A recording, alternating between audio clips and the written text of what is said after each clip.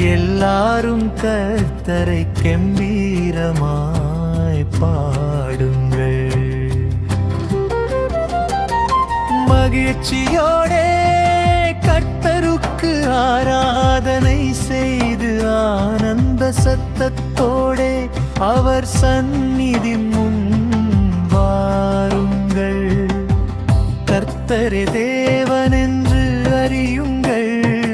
நாமல்ல, அவரே நம்மை உண்டாக்கினார். நாம் அவர் ஜனங்களும் அவர் மேய்ச்சலின் நாடுகளுமாயிருக்கிறோம். பூமியின் குடிகளே,